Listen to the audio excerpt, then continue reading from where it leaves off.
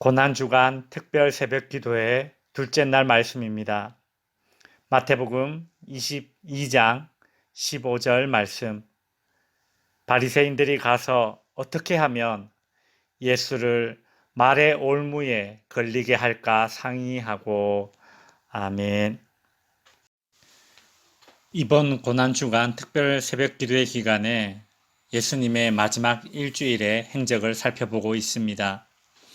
오늘은 예수님께서 예루살렘 입성 후 둘째 날 있었던 일들을 다루겠습니다. 마가복음을 보면 예루살렘 입성 후 첫째 날, 즉 월요일에 예수님께서 성전에 들어가시기 전에 열매 없는 무화과 나무를 저주하셨죠. 그 다음 날, 둘째 날인 화요일에 제자들은 저주받은 무화과 나무가 죽어 있는 것을 보게 됩니다. 그래서 열매 없는 무화과 나무에 관한 주제로 제자들과 예수님의 대화가 시작됩니다. 고난주간 둘째 날 화요일에 예수님의 행적은 예수님과 유대 종교 지도자들과의 격렬한 논쟁이 핵심을 이루고 있습니다. 세 가지 논쟁이 있는데 예수님의 권위의 출처를 묻는 권위 논쟁과 로마 제국에 세금을 내야 하는가를 다루는 세금 논쟁과 부활이 정말 있는가를 묻는 부활 논쟁이 있습니다. 그리고 고난주간 둘째 날 화요일에 예수님은 감람산에서 마지막 때에 관한 설교도 하셨습니다. 오늘은 고난주간 둘째 날, 즉 화요일에 있었던 예수님의 행적 가운데에 유대 종교 지도자들과 있었던 논쟁들을 한번 살펴보도록 하겠습니다. 시간 관계상 논쟁 시에 예수님의 하셨던 답변들을 일일이 해설하지는 못하고 예수님과 유대 종교 지도자들 사이에 왜 논쟁이 일어났는지와 이 논쟁들이 예수님에게 얼마나 큰 위험이 되었는지를 살펴보도록 하겠습니다. 예루살렘 입성 후의 첫째 날 예수님께서 하셨던 일들 가운데 가장 충격적인 일은 아무래도 성전을 뒤집어 엎으신 사건이었을 것입니다. 예수님께서는 성전에서 비둘기 파는 장사꾼들을 내쫓으셨습니다. 이 당시 종교 지도자들은 성전에 있는 이 장사꾼들과 결탁해서 경제적 이득을 취하고 있었기 때문에 예수님의 이런 행동은 자신들의 기득권을 흔든다고 판단하였을 것입니다. 마태복음 21장 23절에 보면 예수께서 성전에서 가르치실새 대제사장들과 백성의 장로들이 나와 이르되 네가 무슨 권위로 이런 일을 하느냐 또 누가 이 권위를 주었느냐며 따지고 듭니다. 이들은 성전과 관련된 모든 권위가 자기들에게 있다고 생각했습니다. 자신들이 허락하지 않으면 어느 누구도 성전에서 권위를 행사할 수 없다고 생각했습니다. 그런데 예수께서는 자신들의 허락도 없이 장사하는 자들을 내쫓으시고 성전에서 병자도 고치시고 성전에서 가르치시는 것입니다. 여러분도 알다시피 자기 밥그릇이 빼앗길 수도 있다는 위기감은 공격적이고 사나운 사람이 되게 만듭니다. 지금 대제사장들과 장로들이 그렇습니다. 자신의 기득권이 흔들릴 수 있다는 판단하에 예수님께서 하고 있는 이 일의 권위의 출처를 물어서 예수를 거짓 선지자 혹은 신성 모독한 사람으로 정죄하여 죽이려는 의도를 가지고 있었던 것이죠. 두 번째 논쟁은 세금 논쟁입니다. 마태복음 22장 17절. 그러면 당신의 생각에는 어떠한지 우리에게 이르소서.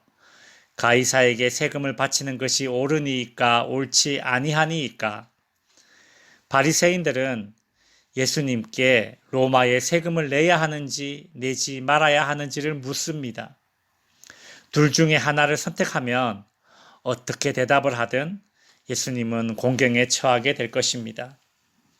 세금을 내지 말아야 한다라고 말하면 로마에 대한 반란을 선동한 죄로 로마 총독에게 넘겨져 사형을 당할 수도 있습니다.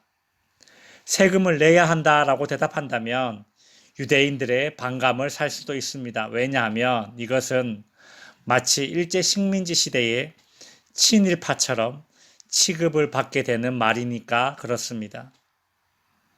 세 번째 논쟁은 부활 논쟁입니다. 마태복음 22장 23절에서 28절 부활이 없다 하는 사두개인들이 그날 예수께 와서 물어 이르되 선생님이여 모세가 일렀으되 사람이 만일 자식이 없이 죽으면 그 동생이 그 아내에게 장가들어 형을 위하여 상속자를 세울지니라 하였나이다.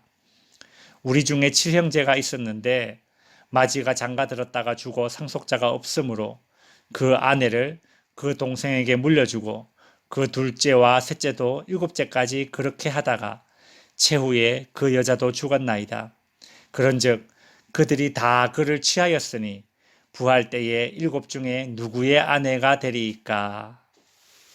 사두개인들은 애초에 부활을 믿지 않았습니다. 사두개인들은 현재 호사와 기득권을 누리고 있었기에 부활과 내세의 교훈을 아주 불편하게 여겼습니다.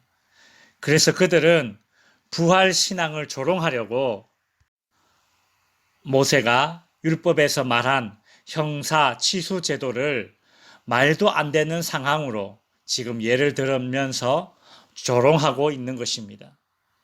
사두개인들은 부활을 주제로 삼아서 예수님을 시험하고 예수님을 조롱하기 위한 논쟁을 지금 벌이고 있는 것입니다.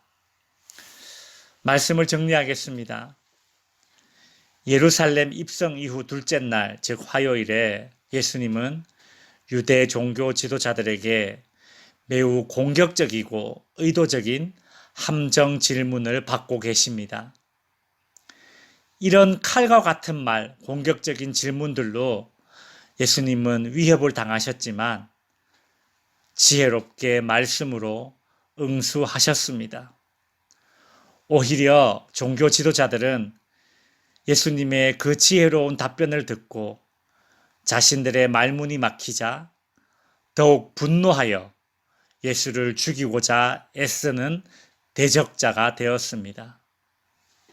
주님은 칼과 같이 찌르고 위협적인 말을 들으면서도 오히려 그 공격을 기회로 삼아서 하늘의 지혜를 보여주시고 말씀을 가르쳐 주셨습니다. 성도 여러분, 고난주간 우리가 주님이 당하신 고난을 묵상하면서 특별히 칼로 찌르는 듯한 이 말과 논쟁에 휘말릴 때에 우리도 주님처럼 지혜롭게 답변할 수 있게 해달라고 기도하시기 바랍니다. 우리도 주님처럼 칼로 찌르는 듯한 말로 공격을 당할 때에 평화를 이루게 해달라고 기도합시다. 우리도 주님처럼 칼로 찌르는 듯한 말로 논쟁에 휘말릴 때에 오히려 복음을 전하는 기회로 삼게 해달라고 기도하시는 성도님들이 되시기를 주님의 이름으로 축원드립니다.